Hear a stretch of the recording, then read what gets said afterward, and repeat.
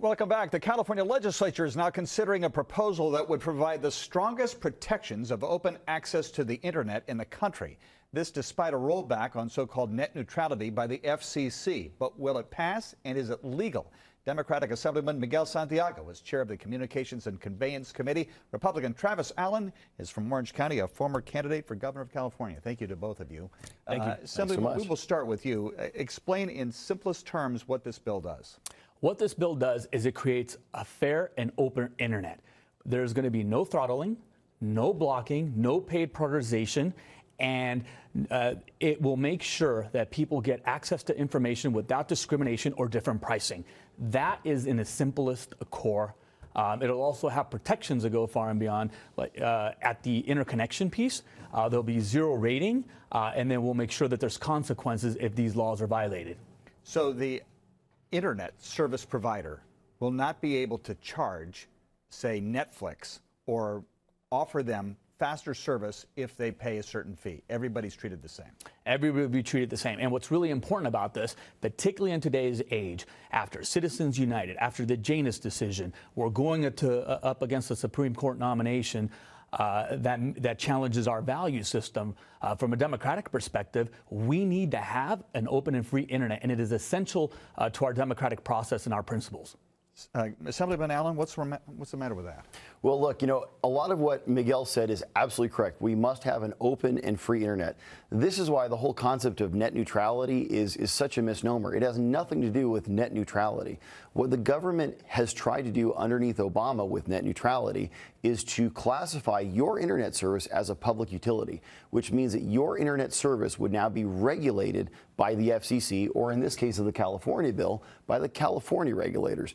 As we all well know, our internet works just fine today. We have access to all sorts of different apps, sites. Speed is not a problem. But underneath these new net neutrality rules that are being proposed in California, they would say, for instance, if you're on a voice over IP call on Vonage, for instance, and your neighbor down the street is downloading 8 different porn movies, he will interrupt your phone call and he will make it so you can't watch your favorite TV program because all internet traffic has to go at the exact same speed.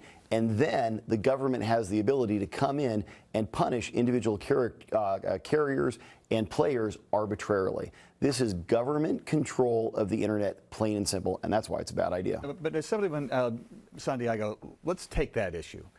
If you believe that it is a utility, then the state of California can't tell KFI at 640, oh, we're going to have you go to 680 instead. They can't tell Channel 4, we're going to have you on the television channel, we'll move you to 6. So why does the state of California get to interfere on the internet, the province of the federal government? Well, look, California has to lead. And we've always said that California will step in and lead the resistance against the Trump administration.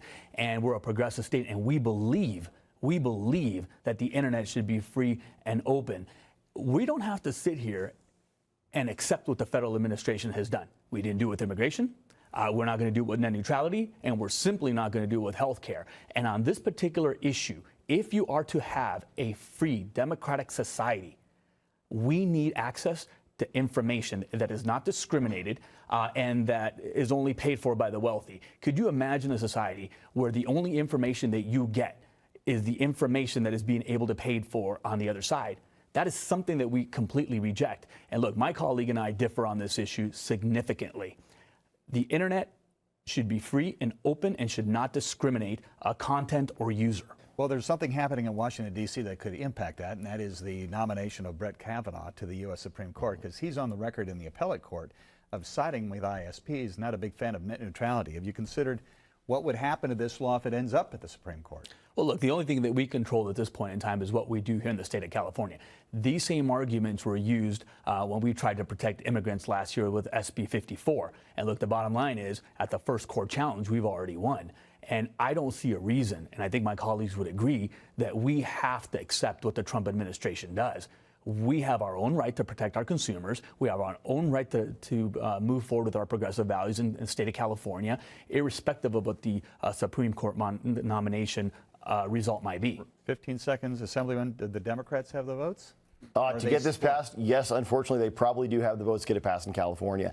Net neutrality will be struck down at the federal level. However, if you like your internet as it is today, and you like being able to watch your favorite TV shows and make your phone calls and everything you can enjoy today on the internet, you do not want net neutrality. You do not want the government to regulate your internet, which is why we have to stop this in California, and we already stopped it at the federal level. Republican Travis Allen of Orange County, Miguel Santiago, the chair of the Commerce Committee, thank you very much for joining us. Thank you so much.